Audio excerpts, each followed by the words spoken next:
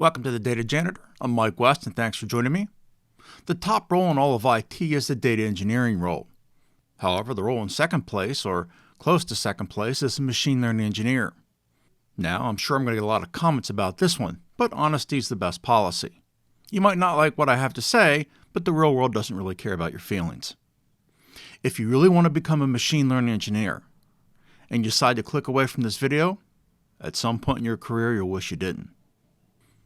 Recently, I completed a video about the 4 core data roles in IT. I could have added the machine learning engineer.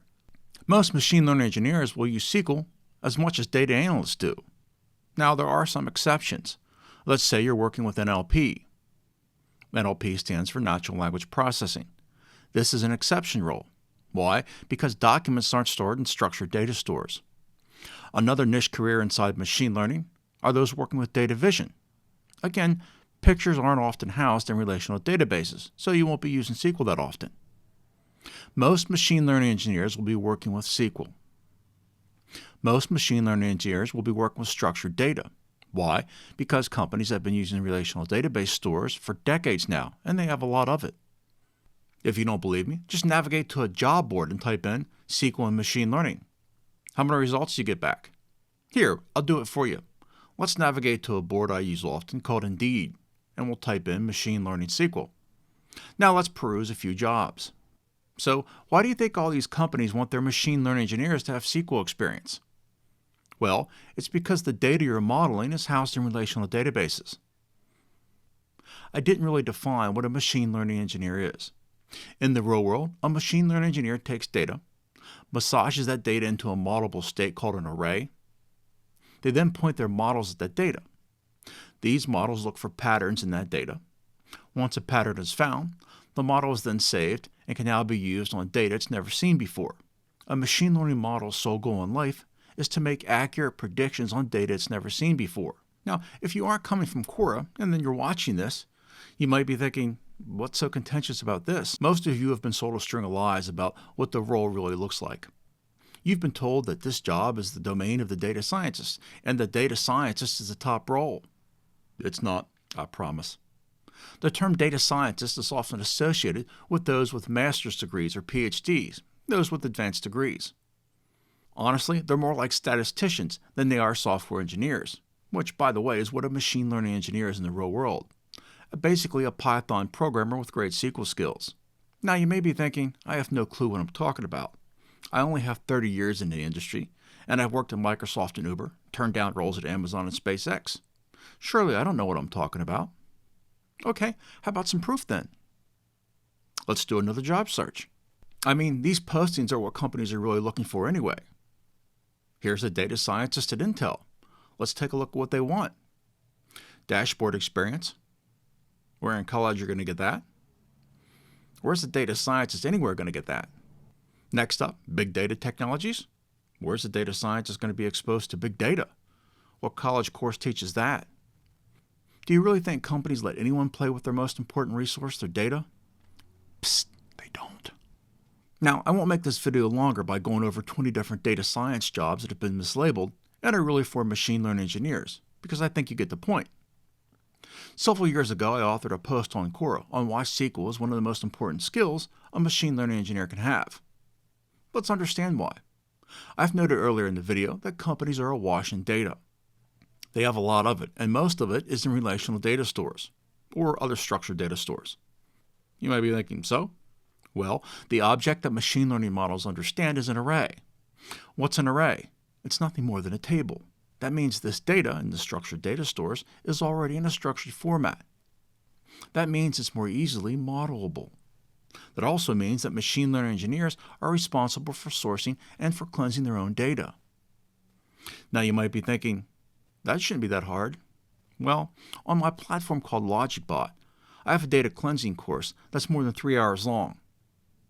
And it's focused only on structured data. Not only that, 95% of all the people that have taken it have never finished it. The hardest and most time-consuming part of machine learning isn't modeling. That's actually the easy part. The hardest part and most time-consuming is data sourcing and data cleansing. Next up, let's cover a few facts about machine learning in the real world you might not know. Did you know that 90% of all machine learning engineers employed right now work at Google, Microsoft, Apple, Amazon, Facebook, and Tesla? Did you know that 80% of all the models built in the real world right now fall into two categories? They are classification and regression models. Did you know the top model for regression classifications are a group of models called gradient boosters and not deep learning models? That's right, most real-world machine learning is not deep learning. Did you know that there are over 500,000 open jobs for machine learning engineers? Did you know that machine learning engineers and data scientists don't author their own models? They use existing frameworks like TensorFlow and libraries like XGBoost. Did you know if you combined all the people in IT around the world, less than 20% have computer science degrees? Did you know that there are no entry-level machine learning engineer jobs? All right, let's stop there. So you might be thinking, well, how does someone become a machine learning engineer in the real world if there are no entry-level machine learning jobs? Great question. Firstly, if you're getting a master's or a PhD and you believe this is going to help you walk into a machine learning engineering role in the real world, then you're in for a lot of heartache. Unless you're doing research, the world of IT and machine learning don't place high values on degrees. They're all about skills and experience. So how and where do you start then? You need to aim lower. If you're starting from scratch, I'd highly recommend the data analyst role. It's a great entry-level role on two fronts. Number one, it is an entry-level role.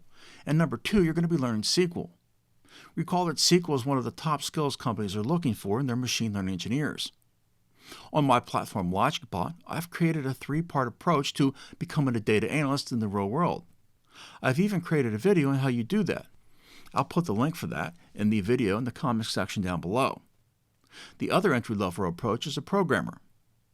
If you're a programmer, especially if you're a Python programmer, then you're in a shortcut role.